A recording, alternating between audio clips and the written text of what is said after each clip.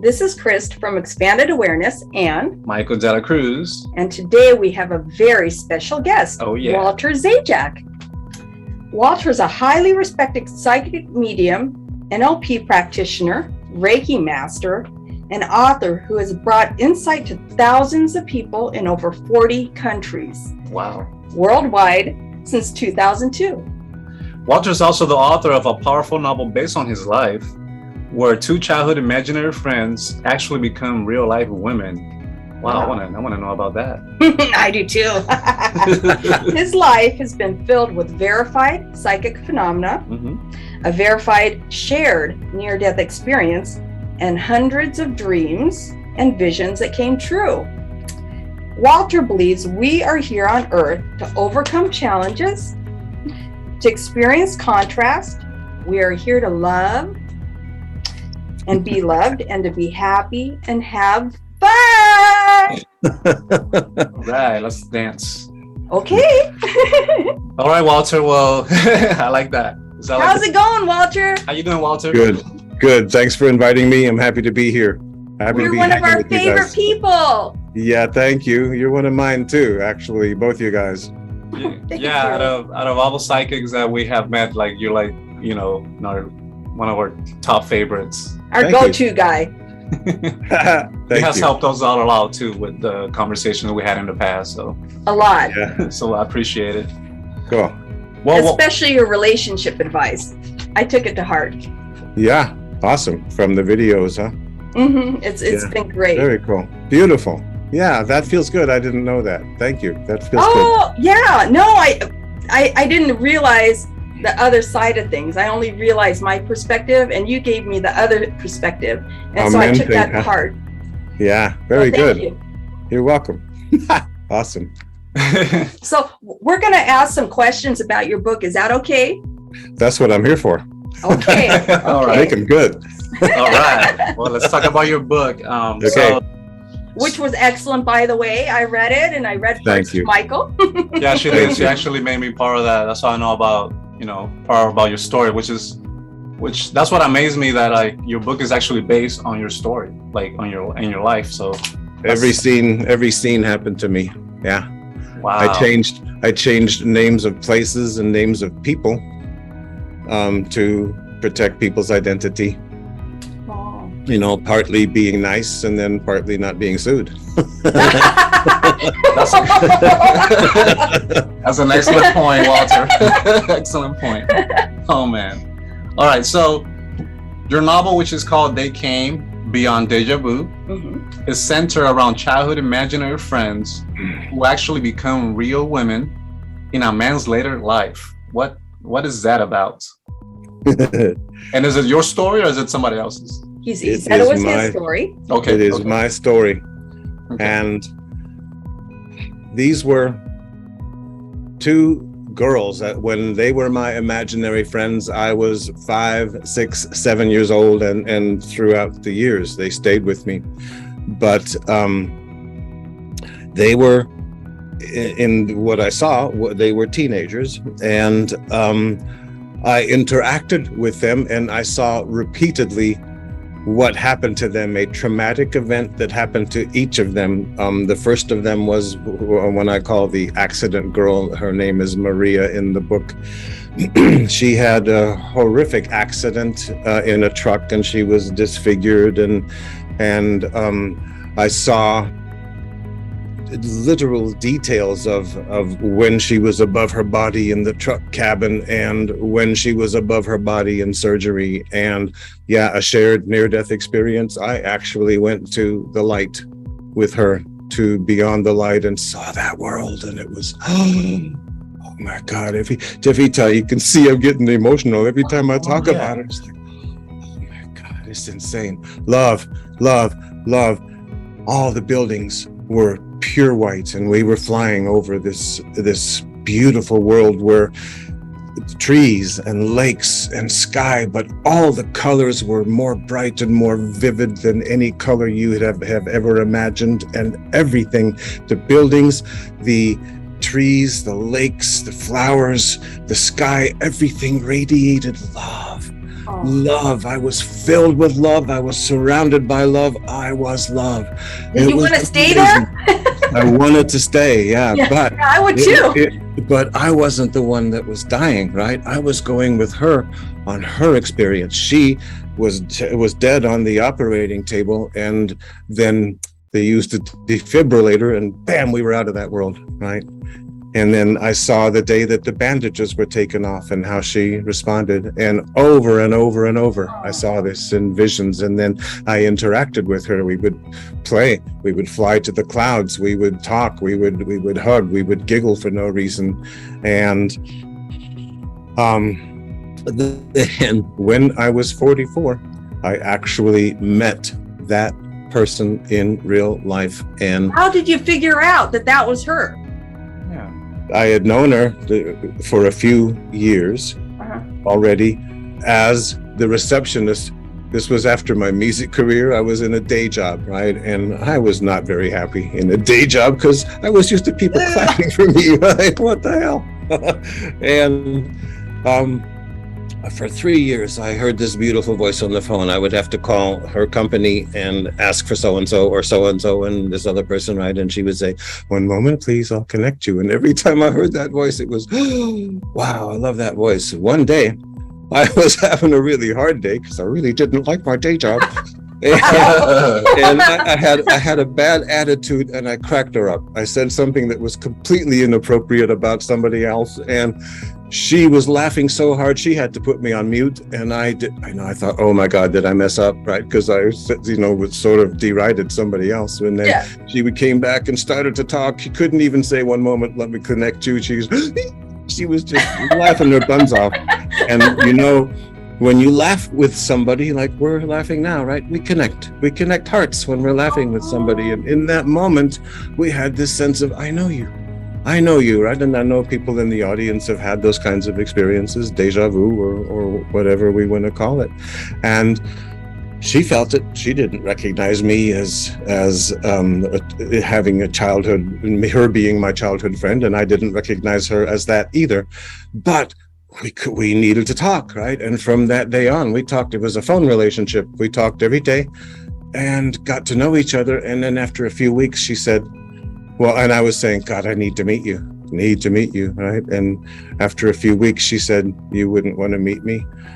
I need to confess that I was in a really serious accident about 6 years ago, and I got really disfigured. My face is all scarred up, and it was crushed in, and you Did you get goosebumps when you heard that? No, because I didn't recognize her yet. Okay. And so then my next question was, wow, what happened, right? And she started to tell me the story of the accident in a truck with her father driving, and I finished the story for her. Whoa. I finished the story. And then, that was freaky enough for both of us. And then I couldn't help myself. I had to say, well, you were my childhood friend. That's how come I know this story, because I saw it over and over and over and over. But the creepy part, and maybe the magical and the miraculous part, is when she was my childhood friend, it was 15 years before she was born in this life. 15 years. Yeah. And so that freaked both of us out. How in the hell is that possible? What is this? Yeah. And then over the next couple of weeks, I told her 5 things that she had never told another human about the accident, about being above her body in the truck cabin, above her body in surgery, going to the light. She had never talked about that with people. And then she freaked out. She freaked out. Because how could I possibly know these things, right? And this wasn't something I was tuning into as a psychic present time. It was something I had known since I was 5 years old, and in detail, right? And so it was creepy, too creepy for her. She didn't trust it. She thought, my God, who are you? You're weird to me, right? You're weird, you're creepy. I don't feel safe. And she had to end the relationship. And for me, that was almost as devastating as my first day at the orphanage, which we haven't talked about yet. Yeah. But I felt completely abandoned because she was my link to understanding what happened to me. Yeah. But here's the beautiful part. For years, my good friends had been telling me, dude, you need some help. emotionally help. How'd that feel? Well, it didn't feel good. It never did. And they would say, considering what you've been through, you need some help, man, right? And I'd say, nah, man, I got this, right? But having encountered her in real life and knowing so many things about her and having interacted with her for years and years before she was even born, that made me realize, dude, I need some help. And so I went to a psychologist, and that changed everything. A psychologist who happened to be the daughter of a Toltec shaman, and people in the audience may know the teachings of Don Juan by Carlos Castaneda. Don Juan was a Toltec shaman.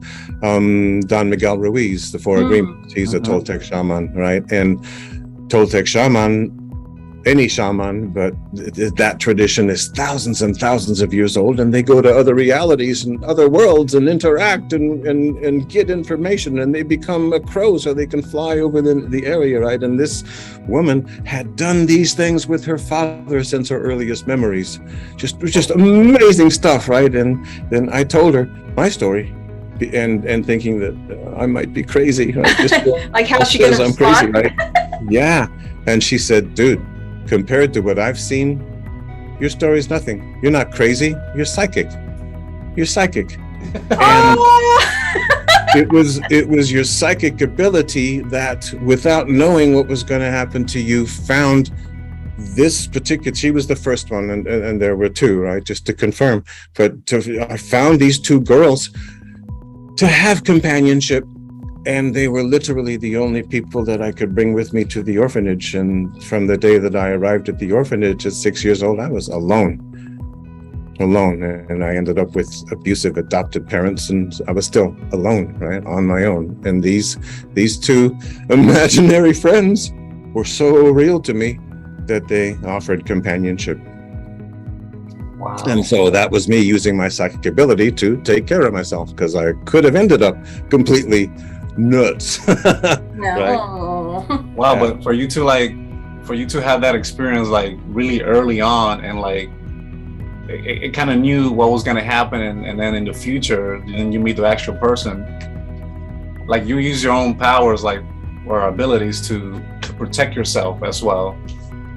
Yeah. Wow. Absolutely. Yeah. And then to ultimately find my healing, and my psychologist taught me how to love Walter, because Walter was sent to an orphanage. I didn't think he was lovable, right? Nobody wanted him. So loving Walter, right? Are you kidding? And then taught me how to live in the moment.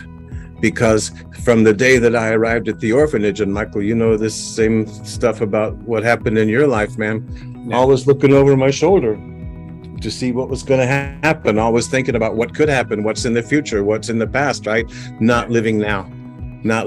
And sure as heck not being happy now. Happiness was, dude, I can be happy if I accomplish this or that, right? So she taught me the main thing, loving little Walter, loving 6-year-old Walter, who got sent to an orphanage, and realizing, oh wow, that was beautiful, right? That changed everything.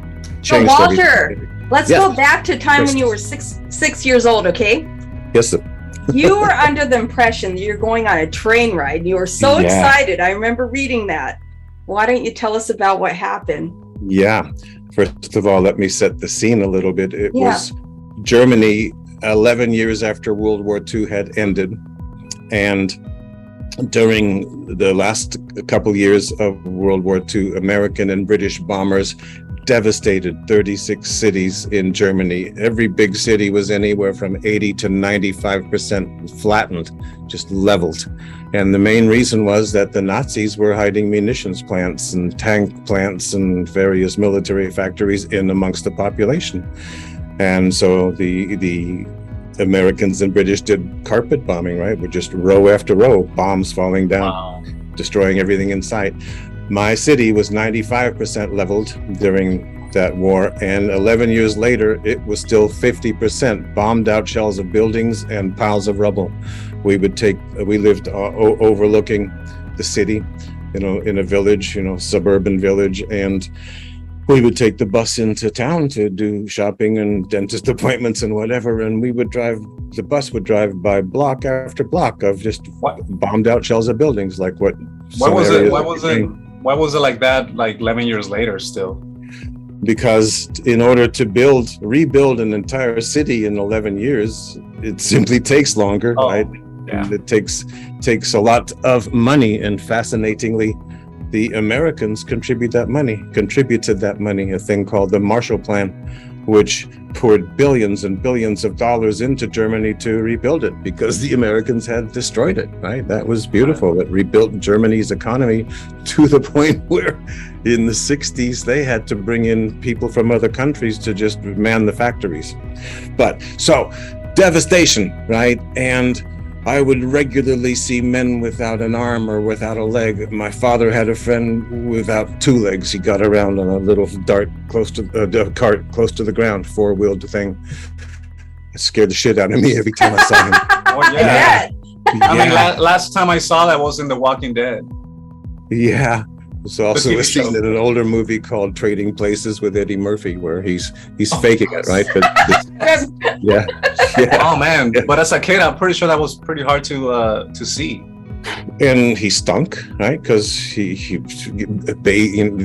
bathing and all that was real difficult, and he was drunk all the time, and there was just so much anger, and there were so many widows. The population of my city went from 236,000 down to 50,000 in 6 years' time, in the 6 years of World War II. Yeah, so devastation, right? And I thought I was going on an exciting train ride, and I got to do something that nobody else in the family got to do, and I was the youngest, and if they got to do stuff I got to do, and so this was fun. But at the end of a 2-hour train ride, I arrived at a place called orphanage, which was a word I had never heard before, and I was told that your mom's too sick, you're never going home again. Wow. And I didn't know it. I was the only one in the family that didn't know it. And that is, for a year, my mom had been dying of cancer, cervical cancer. And she knew it. And my father was a wife-beating alcoholic and not married to her. So he had no legal rights. He tried to get me, but nobody let him, because he wasn't legally my father. Wow. And so she determined that I be adopted. She had a friend, a social worker. She'd be determined that I go to an orphanage and be adopted by Americans, because Americans were the only ones, and the British, the only ones who had prosperity in Europe at the time. The rest of Europe was devastated. And so after a year in the orphanage, then I was adopted by an American Air Force couple. And you were there for a year? I was in the orphanage for a year, yeah. Wow. But things went from bad to worse. The American Air Force couple, they were really angry, unhappy people. And they had been trying for years to have their own children. They really didn't want to have foreign kids. From the moment that I was adopted, I was expected to be a little American kid, and I couldn't talk about my memories. I didn't speak English. And Michael, you can relate to that in your own experience, right? Having to learn a language where they send you, right? And then within weeks, I was being spanked so hard that my bottom was bleeding. They would spank me bare butt, and then I would be bleeding. And just, the whole 11 years that I was with them, it was just awful stuff. I would get punched regularly, and they would do things to me that were just absolutely humiliating. Wow. So, but then, Michael, like you said about your own experience growing up, and specifically related to your dad and how he abandoned you, and that it was so hard to forgive him, right? But what I found, just like you found, Michael, was the way to forgive was to be grateful, right? My adopted dad was a real a-hole, and I never got close to him, not one moment, never liked him, and never felt actually loved by him. I always had to measure up, and he would punch me and stuff, and I hated him. But he was an amateur musician, and he wanted me to play an instrument so that I could play with him. And I had an adopted brother at the time. I didn't write about him, but we were forced to play with Dad, and then he would buy me instruments, and literally that was my comfort and my solace and my escape. I buried myself in music all through high school, and then I went into the Air Force Band after high school, and then I ended up being has-been pop star in Germany. We had a number 18 one-hit wonder. That's cool. Yeah. You went on tour in Europe. Yeah. And then I ended up, the thing that I loved the most was I ended up in several different bands that backed up recording artists, who we had to read the music of the recording artist, whatever they bring, the written music, we had to be able to read it and play it in one rehearsal. And the next time that we saw it and played it, it was in front of thousands of people. How old were you when you started playing? I started playing music at 8, right? But I started playing drums at 16. 16. In high school. Okay. Yeah. Wow. Yeah. But that was in front of thousands of people. That's the thing that I was most proud of, that gave me the most fulfillment, right? Because these were people who were just loved by the people in the audience, and I got to be the drummer that just made them look really good today, right? I bet the energy was fabulous. It was fabulous, yeah. And then, of course, big venues with big ass speakers, and it's loud as hell, and there's so much power in it, right? Yeah. And oh my God, I loved it, right? But then music, as many people know, it's hard to make a living and be consistent. And so I ended up in day jobs, and nobody clapped. Oh no, you went from being a hero to nobody an office worker. Yeah, I did one show in front of 27,000 people. Whoa! Wow. Yeah. And that's just a massively amazing, fulfilling experience. And I had tears running down my cheeks trying to read the music because I was so overwhelmed with emotion, right? It was beautiful because you feel that love coming back, and it was for the guy I was playing for. Right. But still, I was making this guy look real good because I was kicking ass on the drums. Yeah. But then something that really reflected what had happened to me and why my friends said, dude, you need some help. Okay. And these were friends that, during that period in my life, people I worked with musically and became close to. And that was, I could be a god and command the big audience, thousands of people behind the drum set. But the moment I got off the drum set, socially, I was a mess. Oh. One-on-one with a girl. Oh my God, no, a girl. I was a mess, right? Yeah. And that was because, dude, I needed some help, right? Oh man. But so beautiful, right? So I'm grateful to this man who gave me all these instruments, because I couldn't have had that fulfillment and that kind of excitement in my life unless he had done that for me. So when you had your experience, you had your first, your psychic experience, you had, the imaginary woman. Did you have more experience like during your drumming days or your musician days? Yeah. Hundreds of dreams have come true. Okay. What's fascinating to me, like first I heard that, yeah, man, you're just psychic, right? I knew that I knew stuff sometimes, but I never thought of myself as a psychic until I went to see that psychologist. And yeah, I was 44 at the time. Wow. But from that point, I began to really be aware that, oh, wow, somebody sees me as a psychic. And so then I began to ever more catalog the stuff that I had been aware of. And I realized that, yeah, so many dreams have come true because I was writing them down. And then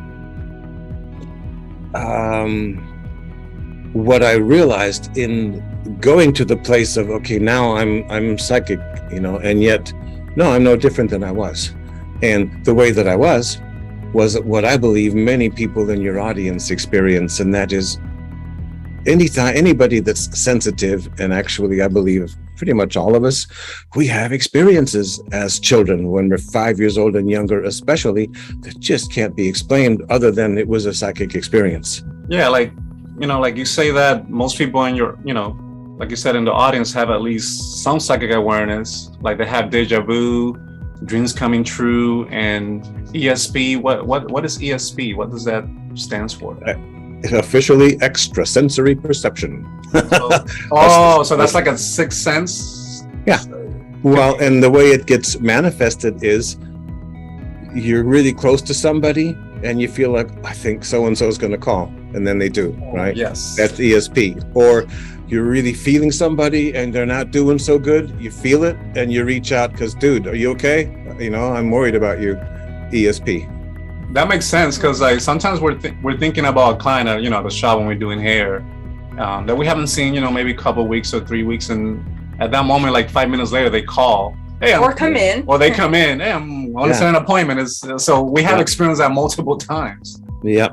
And I base that on, and what I've learned in all of my studies and 20 years of experience now as a professional psychic is that, every major religion and pretty much every tribal religion on our planet has some form of two concepts. Number one, we are created in the image and likeness of the Creator, which means we are creators. And number two, that this Creator gave us absolute free will. And so if we're exactly like the Creator, image and likeness, it's like a CD-ROM copy. We're exactly like the Creator. We are part of the Creator, which means at the very least in our potential, we can be anything that the Creator is. And one of the things the Creator is, besides all loving and all beautiful and everything good that you can think of, one of those things is all knowing. The Creator knows everything. And what is that? Psychic ability, right? So all of us, because we're created like the Creator, have the potential to be all knowing, to be psychic.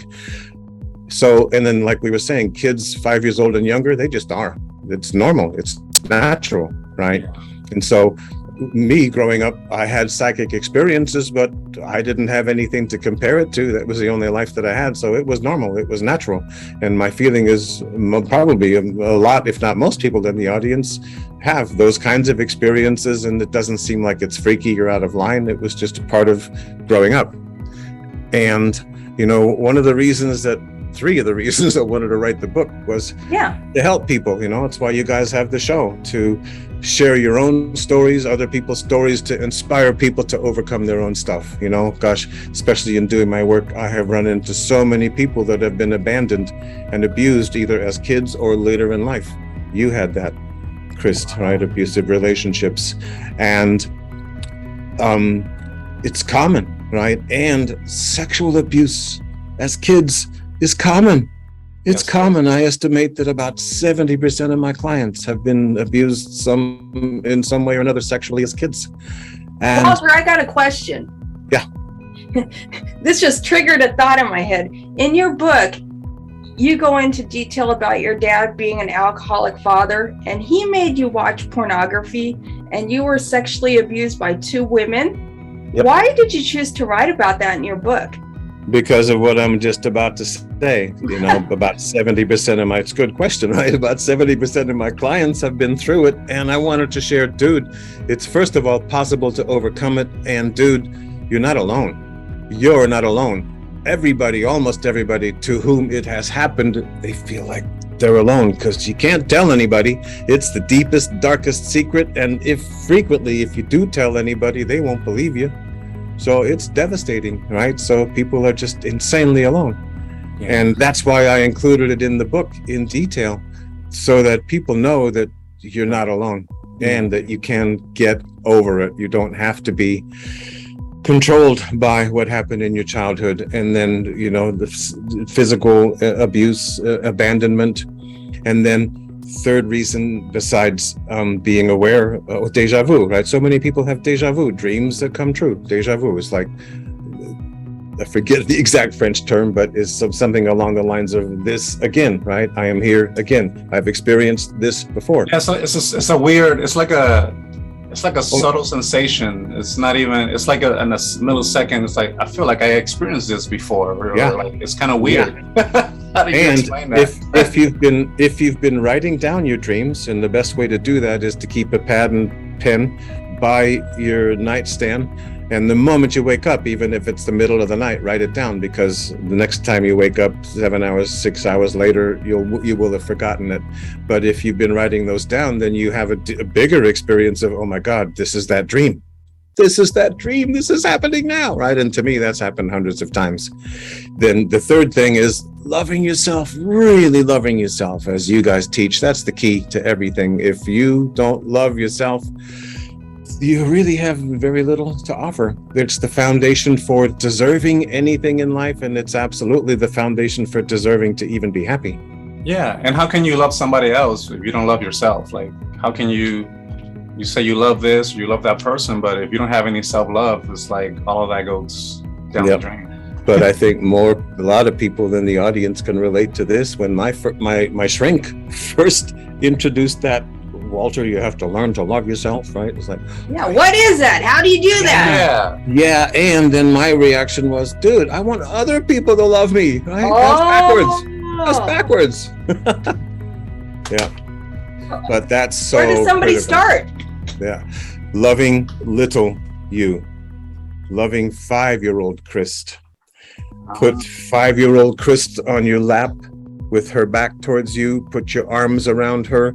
Put your cheek against the top of her head and smell her hair and feel her hair rubbing against your face a little bit, and feel her heart pounding against your chest. Feel the warmth of her body, the weight of her body, and say, I love you, little Krist. I love you, little Krist. And say it over and over and over. I love you, little Krist. You're never going to be alone again. I'm always going to be with you.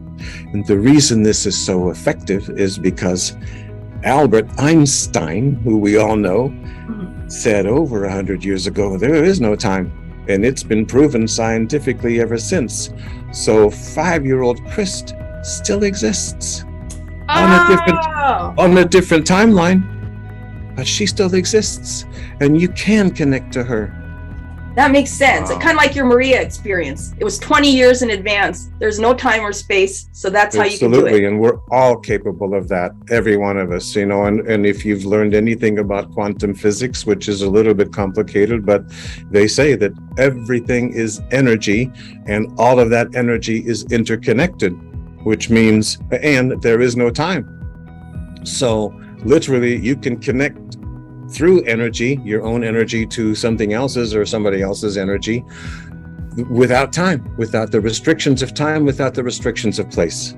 That's the power that we now have as human beings on this planet. And wonderfully, we're at the beginning of discovering that on an individual level. And it takes all of us as individuals to change it so that we have a nicer place to live, this planet.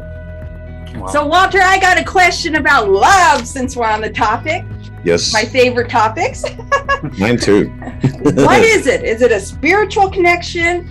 Is it a chemistry thing? Or is it sex? I mean sex. The answer is yes, and yes, and yes. It is, and I'll explain.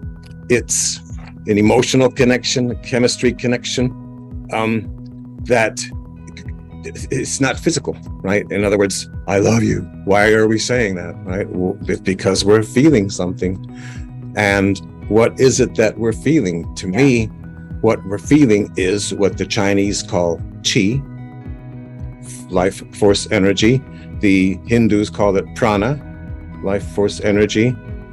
And it is our energy. And in the Christian tradition, which I grew up in, it says at least one place, if not more places in the Bible, that God is love. And we know from mathematics, if A equals B, then B equals A, right? So love is God. Love is God. And this feeling that we're having of, oh my God, I love you, right? That's tuning into God. That's tuning into the universe, to the spiritual plane. It's literally tuning into that connection to everybody and everything. Right? When we're in love, I love everybody. Right? Yeah. We go to that happy place. Yeah. To me, that's love. And then, of course, it's emotional attraction and physical attraction. And then especially the way that they raise us men generally on this planet is big boys don't cry. You better not cry, right? So most men have a tendency to not really be in tune with their emotions or be able to express them. But they also taught us boys that, oh yeah, if all the girls like you, you're a lady killer, you're a stud, right? And mom was proud, right? So what lesson did we learn? Yeah, as long as it's sexual, we're cool. We're cool, but you better not cry. Better not cry, right? And so it's like programming. And women complain about this all the time. He can only say he loves me when he's just about to come, right? Yes. That's why. That's why, because sexually is usually the only time that men can really feel their feelings, because that's how they trained us. Okay, I was wondering about that. Huh. You better not cry, right? Which means we suppress what we're feeling. Yeah. And if you don't suppress, all the other boys will tease you, even the girls will tease you, your mom will tease you. Oh, you're crying, right? It's devastating, actually. Yeah, it is. And and I love it. Some people like you, Michael, and me, right? We're setting a new trend of it's okay to be sensitive and feel stuff, man. It's okay. Yeah. And it doesn't mean that you're less of a man. And in fact, my understanding is it makes you more of a man, because it takes a hell of a lot more strength to admit your vulnerability, like both you guys do. And it's very attractive to women. Vulnerability is. Yeah, I find it very attractive. It's real. It's raw. I believe it's attractive to everybody. Anybody that's showing their vulnerability, we just want to reach out and help somehow, right? All of us do, males and female types. And it's not being a victim. It's showing a softer side. Yeah. I think a lot of men think it's being a victim. I don't want to be a victim. I'm not a victim. I got to be tough. So association is a little distorted in a way. Yeah. Hey, Walter, you call yourself an empowerment psychic. Can you tell me about that? What is that? What is that to you? And how can you help people be happy and overcome obstacles? Something that I learned at the beginning of being psychic on demand, right? Think about it. Okay, I'm psychic. I get information, right? But now suddenly somebody makes an appointment. I have to be psychic on demand. And I realized that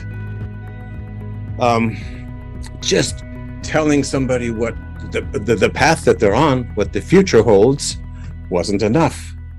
Wasn't enough, because especially if it's not a future that they really like, right?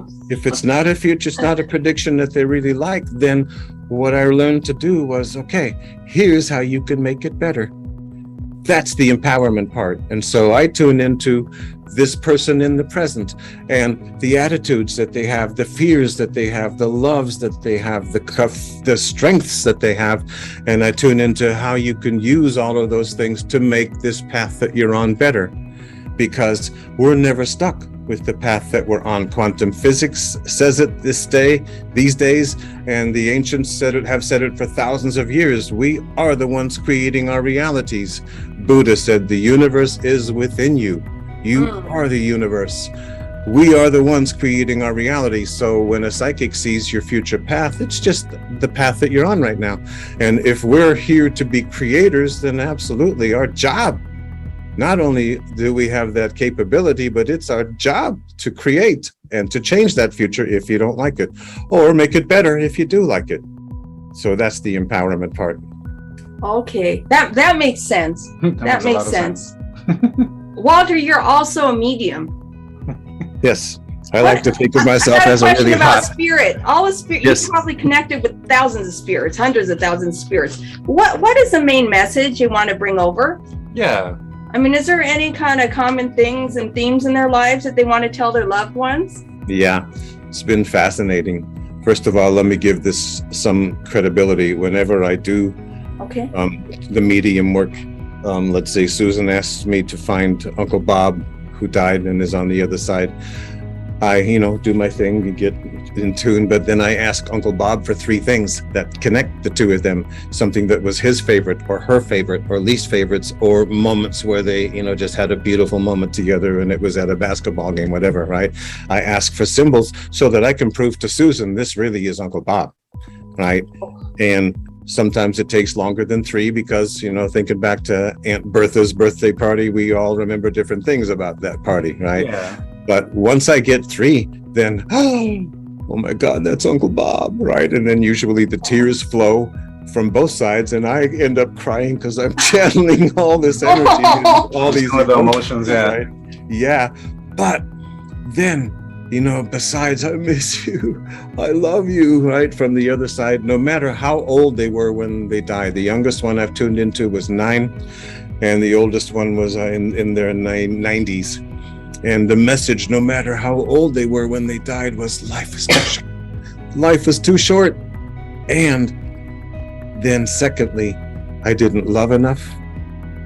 I didn't spend enough time loving you. I didn't spend enough time with the people that I love. I didn't say it enough. I didn't allow myself to experience it enough.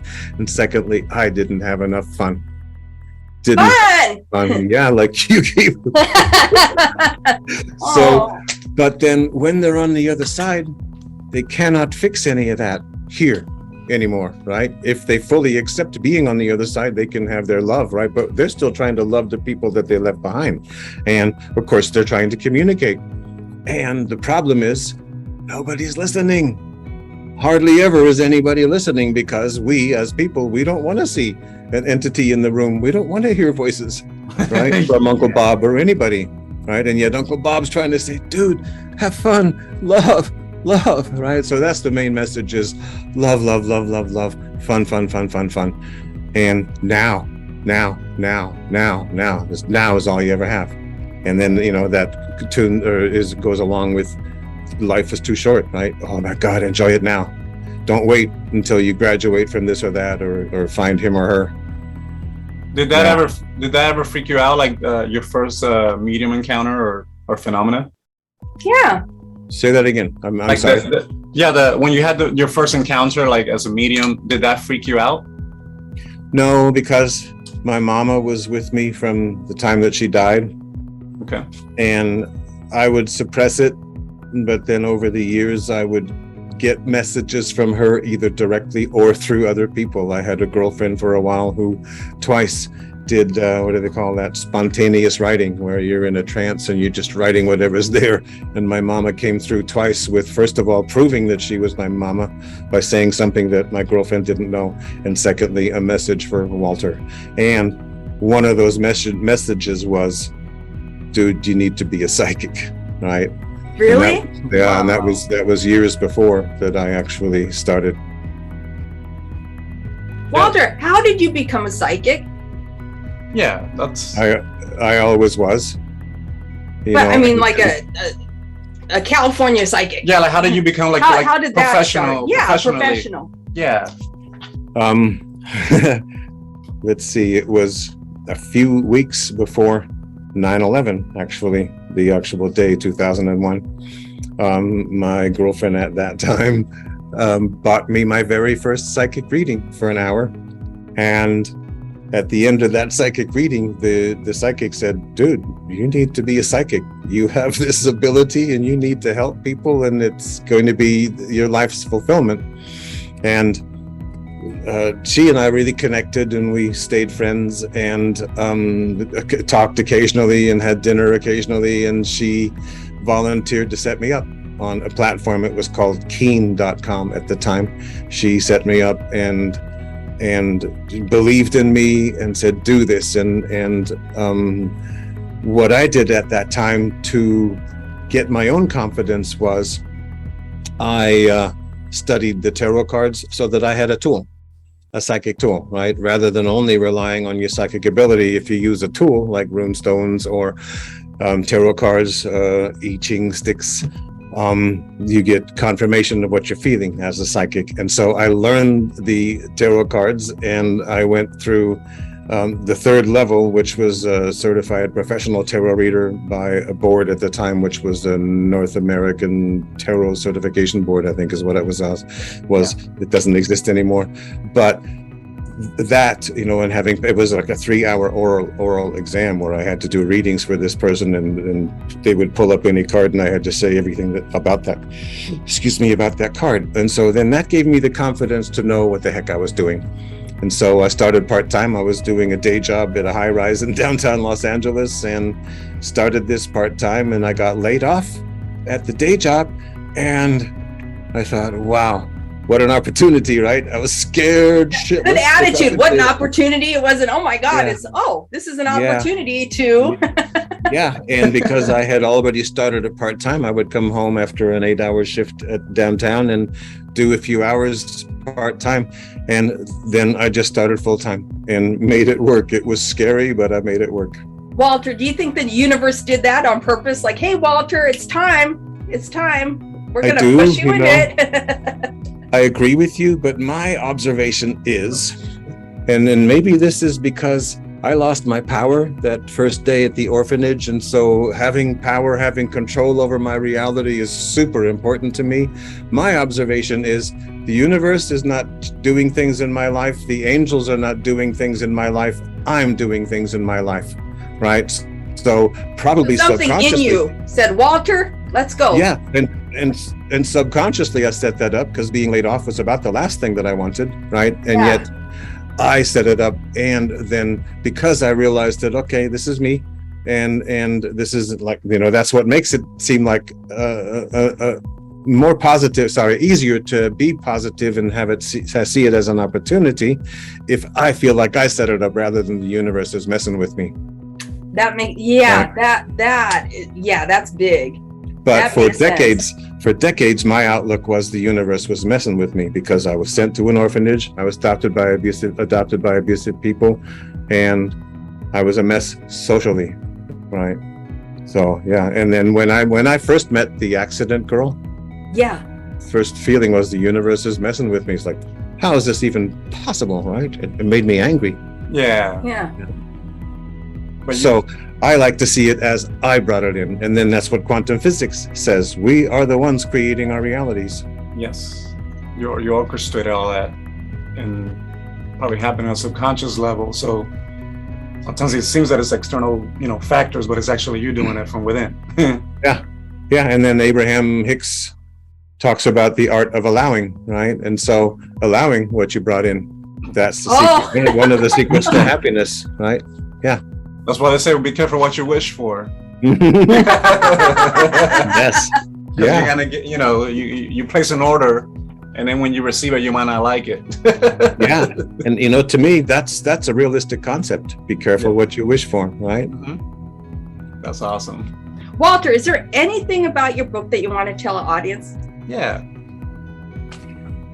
Read it so that you can overcome your own experience, so that you can know that you're not alone in the hardship, abandonment, abuse of physical and sexual that you've experienced, and so that you can know that the experiences, psychic experiences that you have are normal, and you can use those things to empower yourself, because that's information. Your psychic awareness is information about, is this a right choice? If it doesn't feel good, that's psychic information. Sure. If that choice feels better, that's psychic information. And then the last thing is, wow, really loving the inner child, the little kid in you. That's so critical. And most of us, actually, in my experience, were treated not well when we were little kids, most of us, right? So for most of us, loving the little kid in us is challenging. There's a barrier there because nobody else did. Why should I? True. That's very nice. I like the fact that you wrote this book, and you said that like we come into this life to experience contrast too. So a lot of the stuff that we go through is pretty much things that we come here to learn, lessons from, so we be able to help others. And sometimes it's what not to do. And sometimes it's what not to do. Yeah. Yep. And then, it's I believe the main reason that we even manifest physically is in order to experience the contrast between our true identity, which is a CD-ROM copy of Goddess. I like to think of Goddess female. It's a lot more attractive to me. Yeah, it's more pleasant and generally gentler, right? Female in energy. And we are that. We are everything beautiful. But how do we know what it is to be all beautiful unless we have experienced ugliness? How do we know what it is to be all loving unless we have experienced hatred? And so we literally come to this physical manifestation in order to experience the opposite of our true nature, in order to understand our true nature better. We are here to overcome challenges, and every time that we do, we feel so strong and better about ourselves, and we love everybody. But then we get bored, right? And then subconsciously or consciously, we pick a new challenge, and then we overcome that challenge. And the beautiful thing is we are growing. With each new challenge, we're understanding ourselves better, and we're understanding the true essence of who we are, which is our spiritual being. We truly are spiritual beings having a human experience.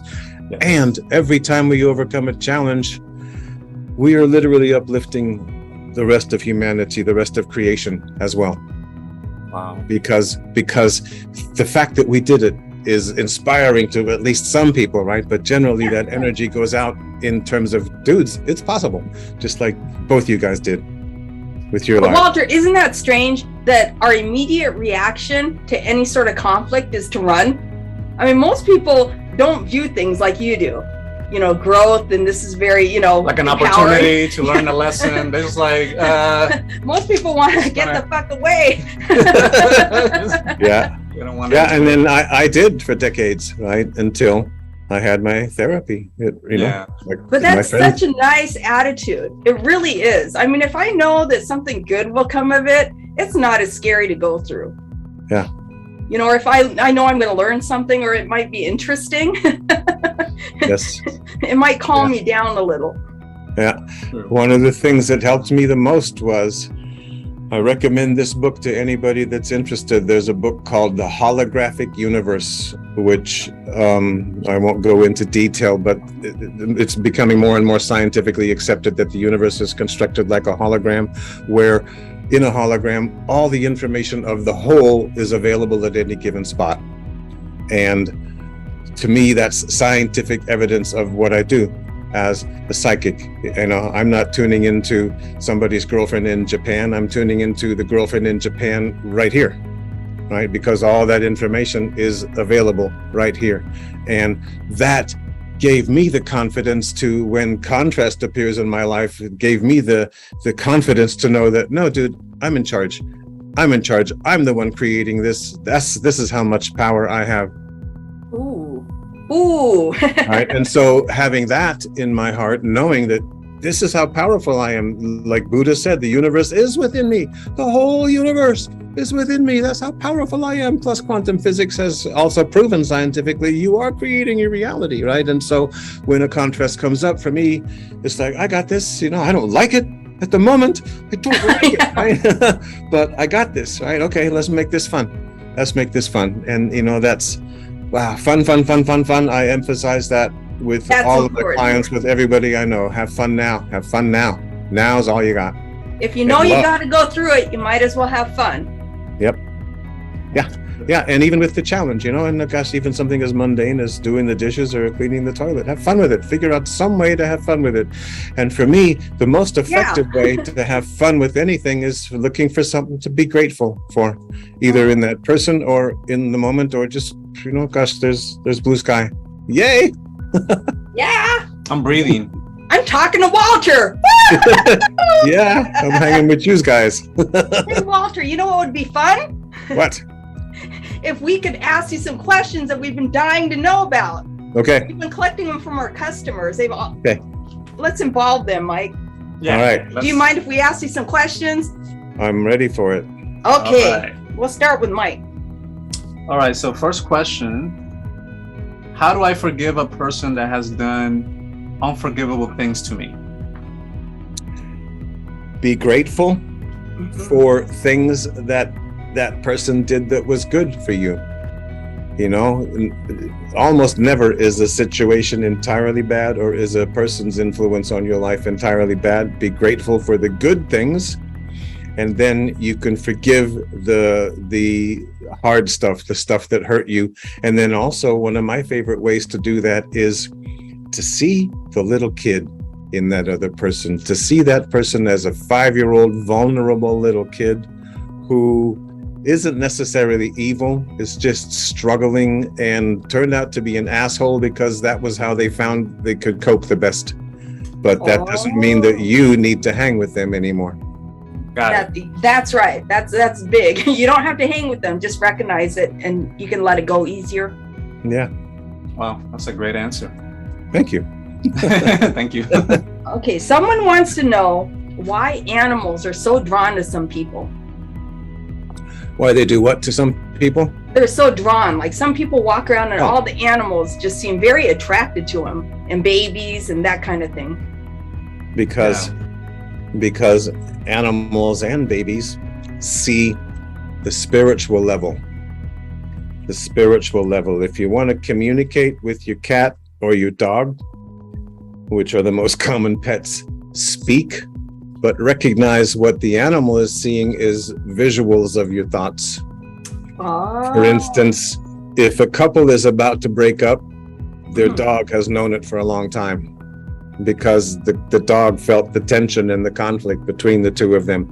If a couple is going to be moving to a new house, the dog has known it for a long time, because they see the thoughts and pictures, and more than anything, feelings. Animals and babies and psychics, right? The feelings are the very first and most important bit of information that we get, and then the visuals are secondary, right? And so animals, they feel on the spiritual pure level, where nothing, no self-ridicule or ego gets in the way. They just are seeing pure feelings, and so they can recognize somebody who is on that level with them. That's why they're drawn to that kind of a person. That makes sense. And at the same time, they recognize assholes and they shy away. Oh, that's why some dogs just can't stand a certain boyfriend or person that comes around? Yeah. Oh, so you should pay attention to your animals. Absolutely. Your animals are wiser than you are. Usually. And your little kids. If you have little kids and you bring people around them, you should pay attention, because... Absolutely, because they're seeing the truth from the spiritual perspective, without, like I said, without self-deprecation or ego getting in the way. Yeah. Okay, this person asked, they'd recently been broken up with, and they don't want to attract that same situation. So what can they do to not attract that same kind of person or situation into their lives? The most effective thing is what I described a few minutes ago, where you had little Krist on your lap and we're holding her and loving her. Do that over and over and over, so that any of us learns to love herself. Is it a girl, or you don't know if it's a girl or a boy, male it's or female a man. type? It's a man, a manly man. It is a very manly man. Yeah. Yeah. Sorry. And these days I like to say male type and female type, because everything's open, right? That's true. Just because a person has a penis doesn't mean they're not a female type, right? Yeah. Soy boys. There's a lot of soy boys out there. Yeah. So loving himself is the key. Really learning to love little him is the key. And the second thing is, it's something that most self-help books will advise you at some point, and that is, look at yourself in the mirror, look into your eyes and say, I love you, Walter, right? I couldn't do it for a long, long time. But when I finally figured out, if I see 5-year-old Walter's eyes, I love him automatically. And so I encourage this man to do that. Look at yourself in the mirror, see 5-year-old you's eyes, your eyes as a 5-year-old, and you will love yourself. And then think about, you were sweet, innocent, precious, and you wanted nothing more than just to be loved at that age, right? And so the one person who knows this man, any of us, better than anybody else is ourselves, right? So we can love ourselves more effectively than anybody else on the outside. And Walter, that makes sense. Most people say, I need a new haircut, I need a new outside, but you're telling him he needs to just kind of go inside and just learn to love himself, so he can be more attractive to other people, because that's a very attractive quality.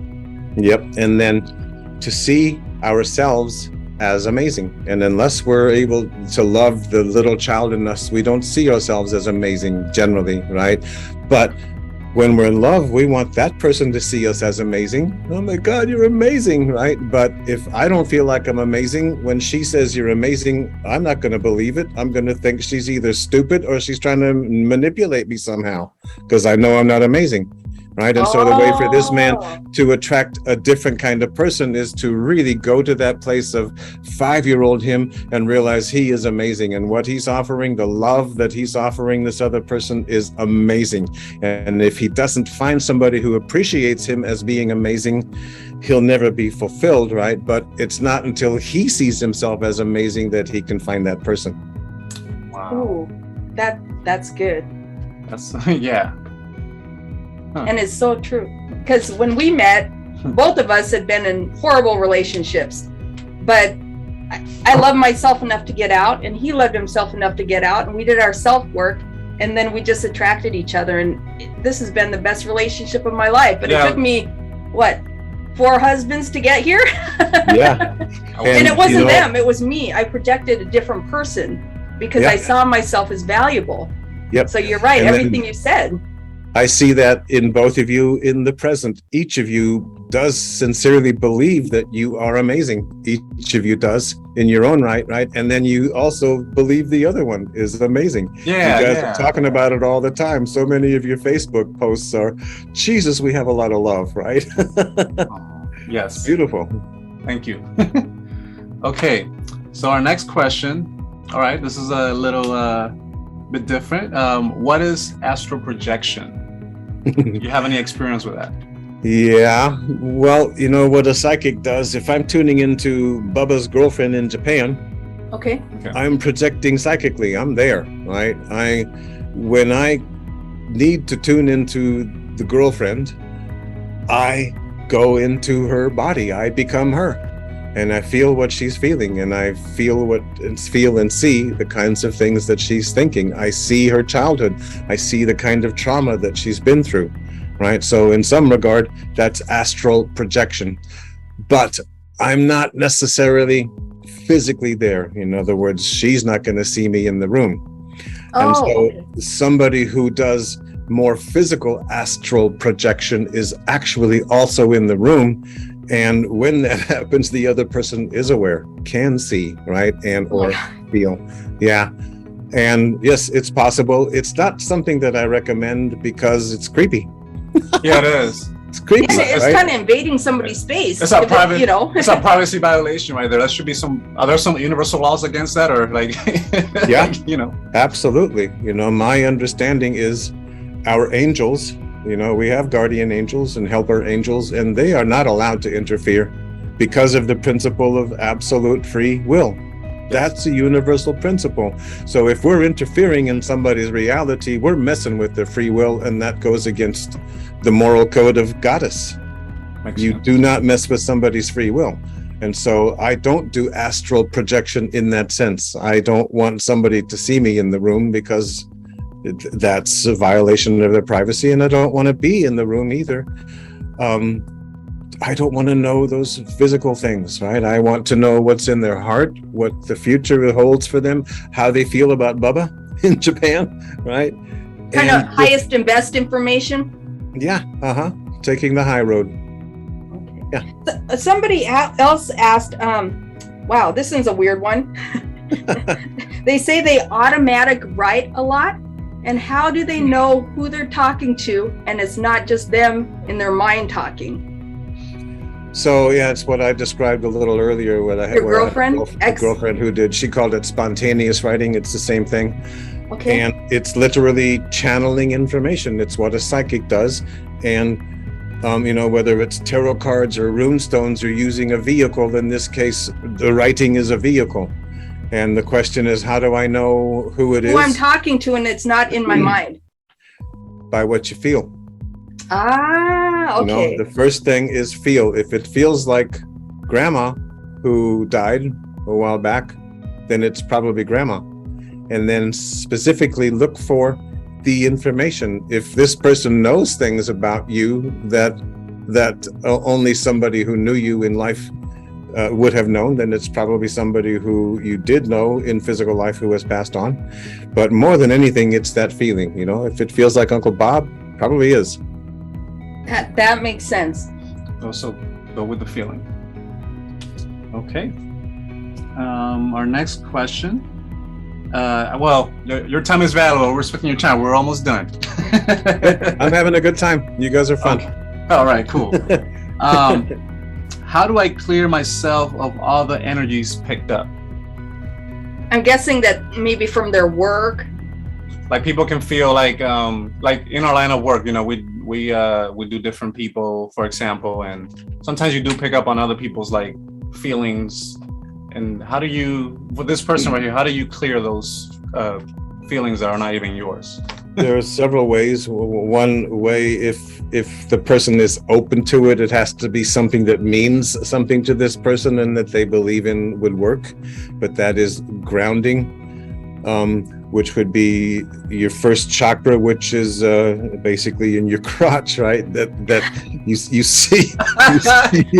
send a connecting rod down to the center of the earth, and you download all of that crappy energy, right? And then you bring back the earth energy, the motherly, nurturing, sustaining energy from the earth. And then also you can go to the furthest edge of the universe where there's the purest of pure energy and bring that down through your top chakra, which is your seventh chakra, your crown chakra, and then have both of those energies just clearing out all the crap. Another way is to not give that person power. What does that mean? In other words, thank you. If somebody's upsetting me, they have my power. If I go to a place of, this person doesn't know me, this person doesn't know what they're talking about, this person's just being an asshole, I have my power.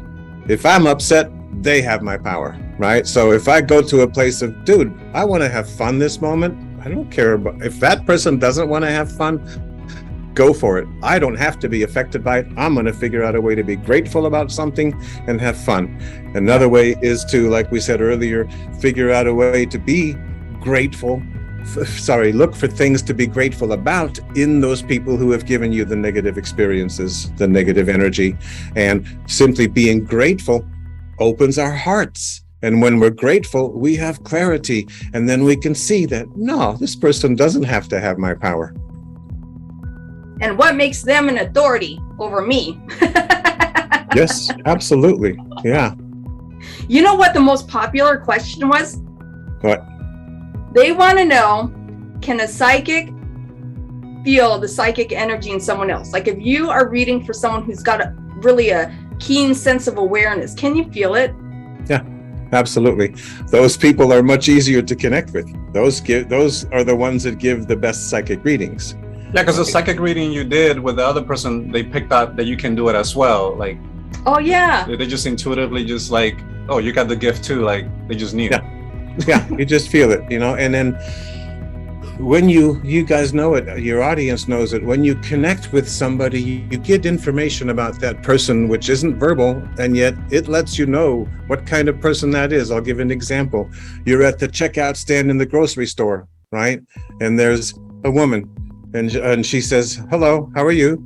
Right? And you say, I'm fine, thanks, right? And you don't exchange any other word until she's done with her stuff. And yet in those 3 or 4 minutes that you were there, you got a feeling for her. And when you left, you still had that feeling of who she is, how she's doing, what kind of a day she's having, and whether or not she actually meant it when she said, hi, how are you? Right? We all get that information, and a psychic can get that information in more detail, but usually almost all of us leave that person thinking either they were nice or they were an asshole, or neutral in between, right? But where did that information come from? It's from the psychic world. It's a different type of communication that it's not like seen with the naked eye. Yeah. Okay, and Walter, we this all one's do weird. Okay.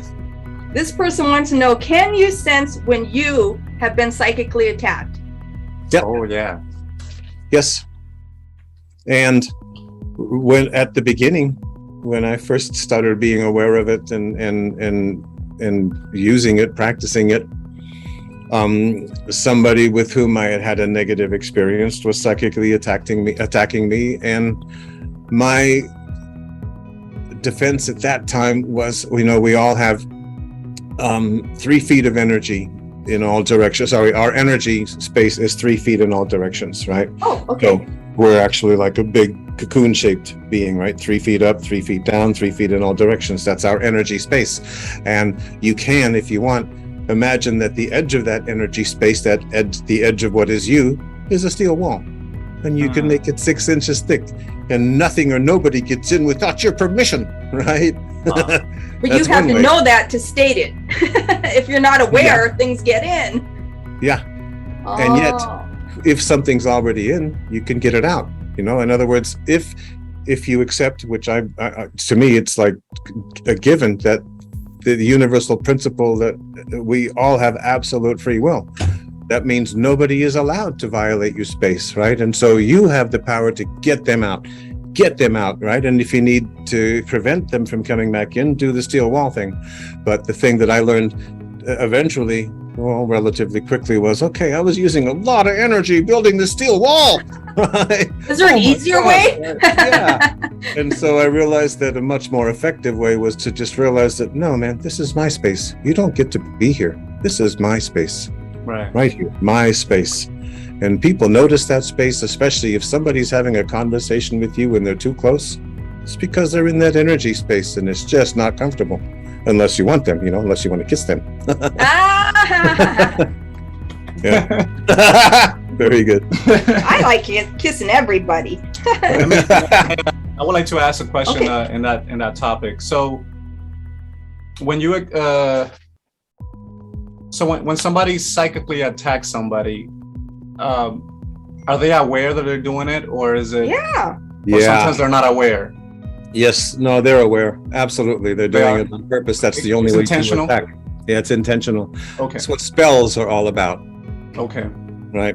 Casting a spell, and spells can work if the victim believes that there's a spell and they behave accordingly, right? But it's really still up to the victim. If we have absolute free will, then a spell doesn't have to affect you. It's up to you. That makes sense. Especially in my country, people believe in the witchcraft and all this over there, voodoo and all that stuff. So that goes. I grew up on stuff like that. So it's and that's the all. Person believing it. Yeah, which is all about fear, right? And it's fear which causes us to be weak. And then, whatever psychically that other person is doing, because we're weak, it'll have an effect on us. But we don't have to be weak. Got it. Walter, can you sense when somebody's mentally ill? Yeah. And, I'm not a psychologist, but in my work as a psychic, to me, what makes a person crazy, right, is when they're unpredictable and unreasonable. Those two things in common. Both of those things has to be both of those things, because think about it, if somebody's unpredictable and unreasonable, you have no foundation for even a conversation, no foundation to be able to trust that person, right? So to me, that's mentally unstable. And anybody that needs to be unpredictable and unreasonable is the only reason somebody needs to be controlling, which is being unreasonable, is because they're so deeply insecure within their own being. They don't have any self-concept, confidence. They don't like themselves. That makes sense. Yeah. Somebody asked how they can protect themselves. You already hit on that. This is a good one. Can a psychic feel whether a new potential love or career is in somebody's field? Can a psychic know that something like that is coming? Yeah, like a new love or new career or new opportunity. Yes, absolutely. Yeah, that's part of predicting the future, right? And then frequently that person has to leave the old job or leave the old relationship. You just tell them the potential futures and they have to act on it. Yeah, they still have to act, right? Because they're the ones creating their reality. The psychic reading does not create your reality. And just because you're on that path right now doesn't mean you're going to stay there if you make decisions that take you off that path. That's true. Okay. And then one last question. With your reading style, okay? A lot of people wanted to know that we have a lot of customers and clients who haven't been to a psychic or medium before, and they wanted to know what is the best thing they can do to prepare themselves. Do they need lists? do you just tell them, what's your procedure? First what of all, can they don't be at work. Okay. Don't be in a place where somebody's going to be knocking on the door. Turn your phone off, and just be in a quiet place where you can really focus, because the client needs to focus as much as the psychic does in order to really get the full effect of the reading. And then the other thing that just slipped my mind, what is it? The other thing is do you prefer questions or no questions? That's the other thing. For me, my style we're is reading each other's mind. We are. Yeah, we do. You and I do that, actually. I've seen that. Yeah, they do. Our past interactions. So then, yes, specific questions, because you get more detail that way. If you just want to know what's my future, you don't get a heck of a lot of detail from most psychics. Your best option is to ask specifically about, I'm thinking about a new career, right? What do you see?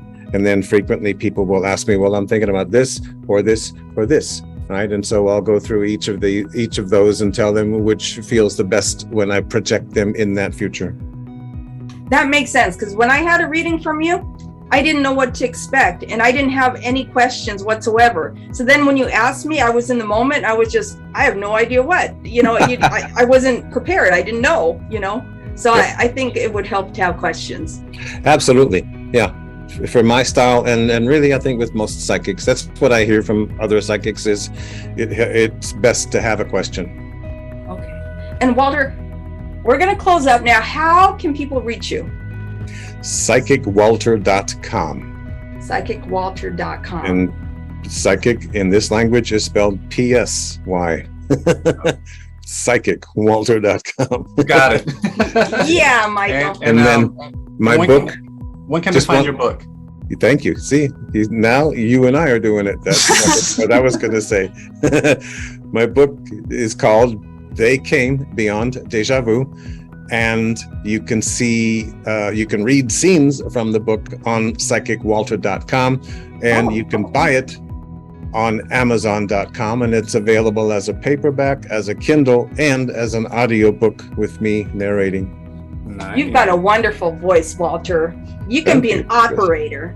You can be an operator. You can have a radio show. You can, yeah. Thank you. I would call just to hear your voice. Thank you, guys.